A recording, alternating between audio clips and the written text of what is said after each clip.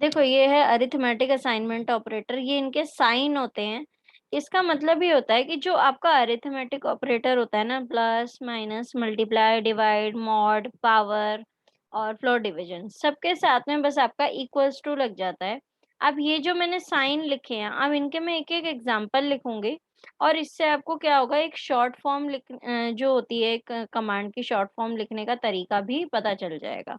मान लो आपको लिखना है a is equals to a plus b, ठीक है, a is equals to a plus b, या फिर आपको लिखना है a is equals to a minus b, है ना। उसके बाद आपको लिखना है a is equals to a into b. मैं सब में a और b का ही यूज कर रही हूँ, a power b, a floor division b, a mod b, ठीक है। ये होती है हमारी नॉर्मल फॉर्म।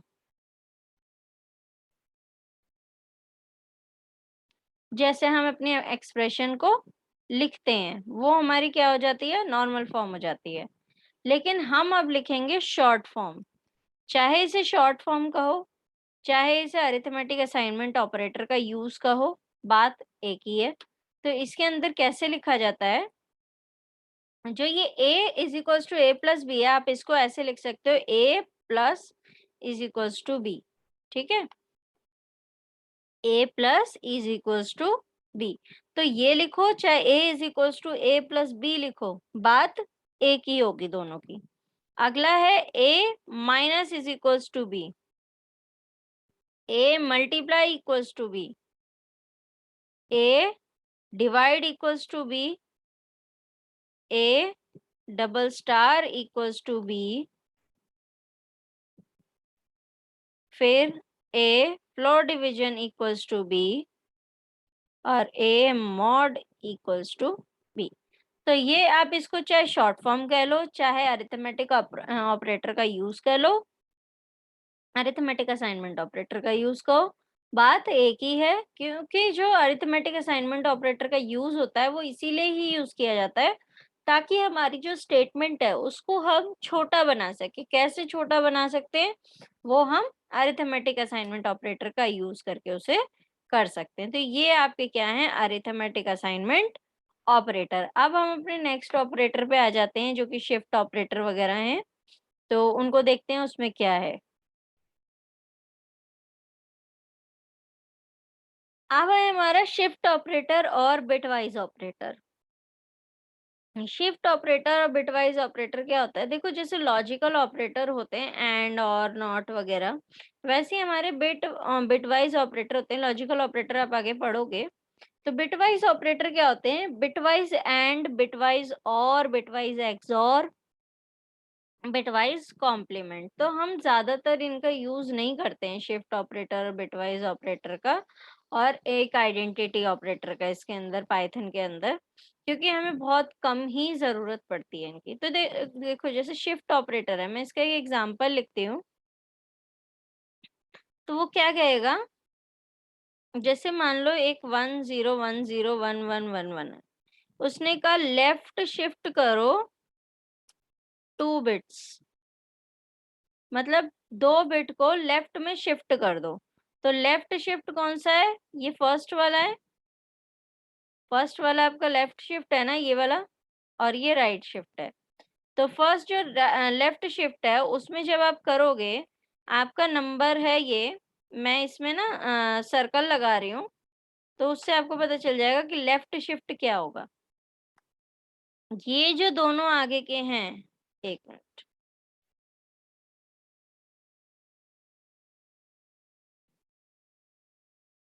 जो ये दोनों आगे के आपको दिए हुए हैं नंबर 1 और 0, ये आपके कहाँ चले जाएंगे, ये आपके यहाँ चले जाएंगे, ठीक है।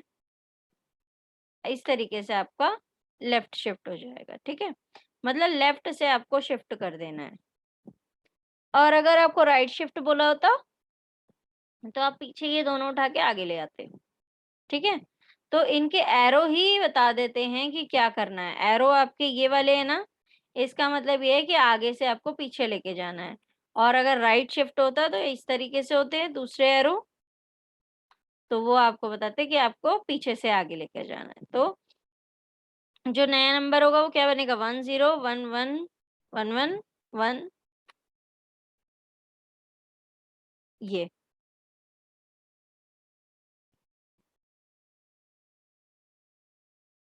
तो ये आपका क्या हुआ? लेफ्ट शिफ्ट और राइट शिफ्ट। तो इसको क्लियर करते हैं। और बाकी आपका बिटवाइज एंड, बिटवाइज और, एक्सॉर और, मतलब ये जो एंड और एक्सॉर कॉम्प्लीमेंट जो आप बूलियन अलजेब्रा में गेट्स भी पढ़ते हो, उनके बारे में भी पढ़ा है कि एंड आपका डॉट होता है और आपका प्लस होता है, एक्सॉर आपका ए और प्लस सर्कल में जो होता है वो होता है। तो उनको अगर आपको ऑपरेटर के पर्पज से परफॉर्म करना है तो आपको ये जो सिंबल्स आगे दिए हुए हैं, आप इन सिंबल्स का यूज करके उन्हें परफॉर्म करोगे। ठीक है, आप देखो अब ये है आपका आइडेंटिटी ऑपरेटर और लॉजिकल ऑपरेटर। तो आइडेंटिटी ऑपरेटर इज और इज नॉट होता है, लॉजिकल आपके एंड और नॉट होते हैं। ठीक है, तो आइडेंटिटी ऑपरेटर आपके इज नॉट, लॉजिकल एंड और नॉट। अब इनका मतलब क्या है? जैसे वर्ड है ना वैसे ही इनके वर्क भी है। जैसे आइडेंटिटी में इज और इज नॉट, मतलब कि आपको अगर कोई एग्जांपल दूं मैं कि जैसे ए इज 10, तो अगर ए 10 है तो वो ट्रू दिखाएगा। ये मतलब आपके आंसर जो है वो ट्रू और फॉल्स में दिखाते हैं। तो अगर ए जो है वो, मैंने मान लो एक एग्जांपल लिखा, मैंने ए की वैल्यू 10 दे रखी है। ठीक है, फिर मैंने कहा ए इज 10 और ए इज नॉट 10। ठीक है, ए इज 10 और ए इज नॉट 10। तो इज और इज नॉट मेरा वो यूज किया हुआ है हमने ऑपरेटर। तो पहले का आंसर क्या आ जाएगा? ट्रू। दूसरे का आंसर फॉल्स आ जाएगा। यही सेम एग्जांपल अगर मैं दोबारा लूं, मैंने ए 10 दिया हुआ है लेकिन मैंने कहा ए इज 15, ए इज नॉट 15, तो आंसर क्या होगा? अपोजिट आ जाएगा ना। ए इज 15, ए 15 तो नहीं है तो ये फॉल्स हो जाएगा, है ना। और ए इज नॉट 15, तो ये आपका आंसर क्या हो जाएगा? ये आपका आंसर ट्रू हो जाएगा। तो ये यही काम करता है इज और इज नॉट, कि वो चीज जो हम पूछ रहे हैं क्या वो है या नहीं है। अगर वो है, अगर वो है तो ट्रू, नहीं है तो फॉल्स हो जाएगा आपका। ठीक है, तो यही होता है आपका आइडेंटिटी ऑपरेटर। मतलब कि उसकी आइडेंटिटी को निकालना कि जो हम आइडेंटिटी बोल रहे हैं क्या वो ठीक है या नहीं है, वही है या नहीं है। ठीक है, तो ये आपके आइडेंटिटी ऑपरेटर। अगला आ जाते हैं लॉजिकल ऑपरेटर पे। लॉजिकल आपका एंड और नॉट होता है। एंड और नॉट क्या करता है काम?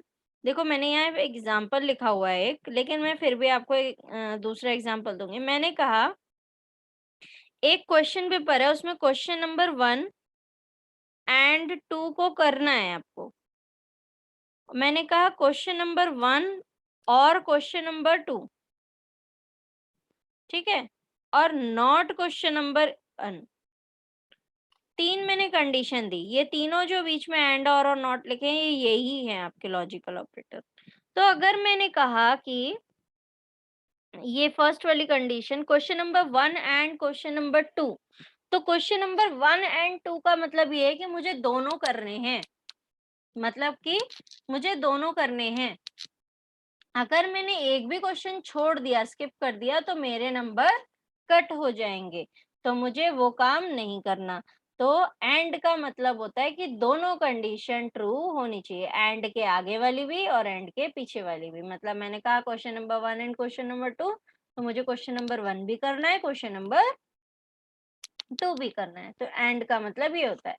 अब और आ जाता है, हमने किसी क्वेश्चन में और दे दिया होता है तो हमें पता होता है कि हमें चॉइस दी गई है, तो उस चॉइस को कैसे करते हो? आपको बोला हुआ है क्वेश्चन नंबर 1 और क्वेश्चन नंबर 2, आपको दो में चॉइस दी है, आप दोनों में से एक करोगे तो भी नंबर नहीं कटेंगे।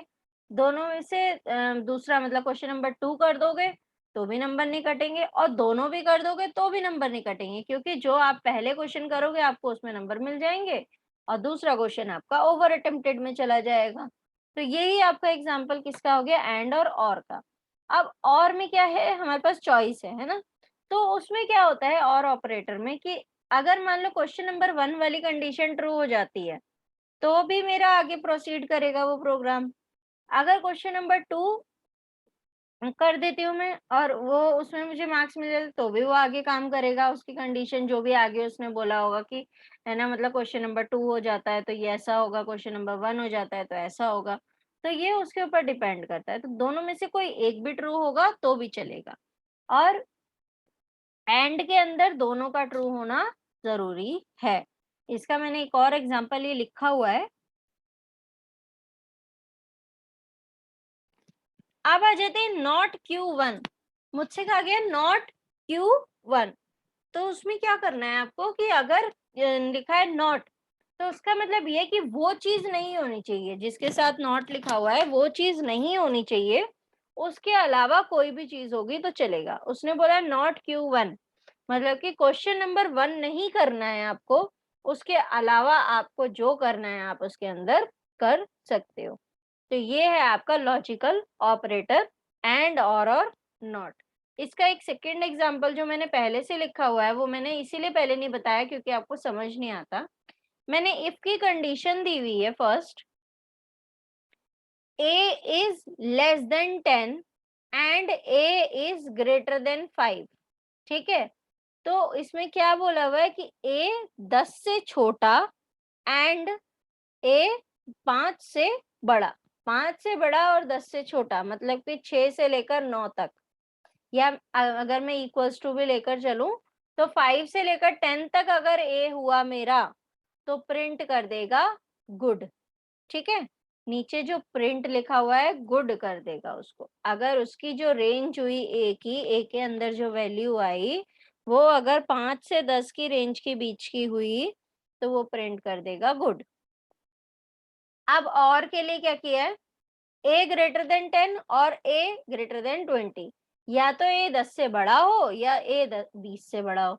10 से बड़ा होगा तो भी गुड प्रिंट करेगा, 20 से बड़ा होगा तो भी गुड प्रिंट करेगा। दोनों में से कोई भी एक कंडीशन ट्रू हो जाती है तो वो प्रिंट कर देगा उसको। अब लास्ट कंडीशन बोलिए A not equals to 10। Not equals to इसी तरीके से लिखा जाता है, ठीक है। तो ए जो है वो 10 नहीं होना चाहिए, उसके अलावा जो भी होगा वो उसको वर्क करा देगा। ठीक है, तो ये होता है आपके लॉजिकल ऑपरेटर एंड और नॉट। एंड का मतलब दोनों चाहिए मुझे, और का मतलब कोई एक भी चलेगा, और नॉट का मतलब मुझे इसको छोड़ के बाकी कुछ भी दे दो मुझे चल जाएगा। जैसे एक बच्चा होता है उसको एक सब्जी खानी नहीं पसंद होती है, तो वो क्या कहता है, मुझे ये सब्जी मत दो, इसके अलावा कुछ भी दोगे तो मैं खा लूंगा। तो वो क्या हो गया, नॉट। तो उसने कहा कि इस बच्चे को ये सब्जी छोड़ के कोई भी सब्जी दोगे वो खा लेगा, तो ये हो गई नॉट की कंडीशन।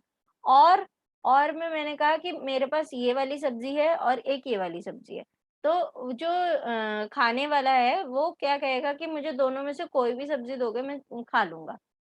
तो उसने क्या कहा, दोनों में ऑप्शन दे दिया कि या तो ये खा लूंगा या ये खा लूंगा, मतलब वो एक ही सब्जी खा सकता है उस टाइम पे। एंड का मतलब है कि उसको दोनों सब्जी दे दी गई हैं और उसे दोनों ही खानी है। अगर उसने एक भी छोड़ दी तो उसकी कंडीशन फॉल्स हो जाएगी। तो ये होते हैं आपके लॉजिकल ऑपरेटर।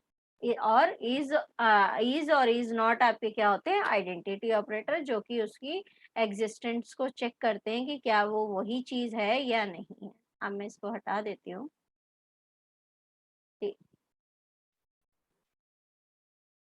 देखो अब ये लास्ट है आपका मेंबरशिप ऑपरेटर। जैसे आपका आइडेंटिटी ऑपरेटर इज और इज नॉट था, वैसे ही आपका मेंबरशिप ऑपरेटर इन और नॉट इन है। मतलब कि वो ये भी एक तरीके से आपके एग्जिस्टेंस ही चेक करता है। जो इज नॉट इन और नॉट इन ये आपको ट्रू और फॉल्स में आंसर देते हैं।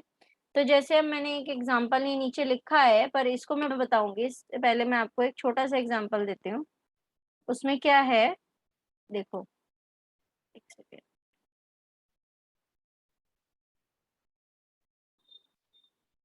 ठीक है, तो यहाँ पे हम आप एक एग्जांपल लेते हैं। एग्जांपल क्या है मेरा, मैंने कहा एक मैंने स्ट्रिंग लिखी है str, इसमें मैंने लिखा है पाइथन, ठीक है। फिर मैंने कहा y in str, फिर मैंने कहा एक y नॉट इन str।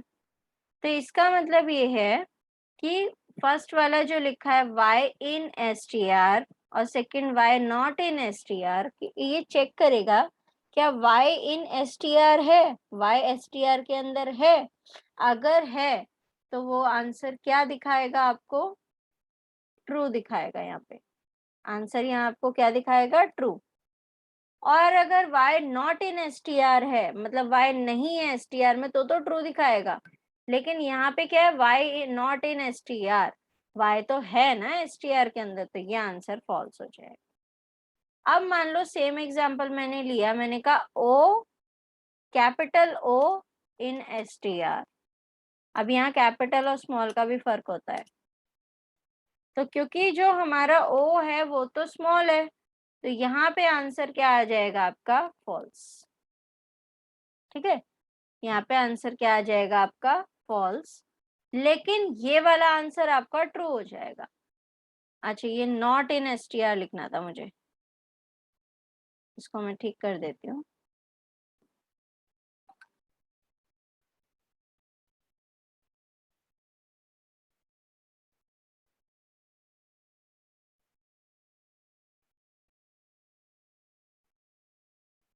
इसको मैं ठीक कर रही हूँ, जो मैंने क्वेश्चन लिखा है ना उसको ठीक कर रही हूँ, क्योंकि उसमें सेकंड वाले में आपका नॉट नहीं लिखा हुआ था।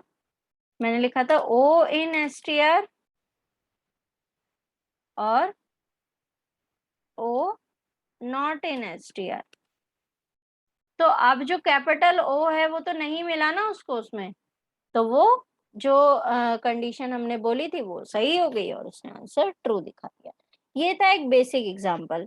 जब आप स्ट्रिंग वगैरह करोगे तो उसमें आपको ये करना पड़ेगा। तो अब हम आ जाते हैं अपने मेन एग्जांपल में। जैसे मैंने एक दिया हुआ है str, यहाँ पे पूरा एक फुल str दी हुई है, क्या, Python is a programming language, और उसमें दिया हुआ है इफ पाइथन इन str तो प्रिंट कर दो फाउंड।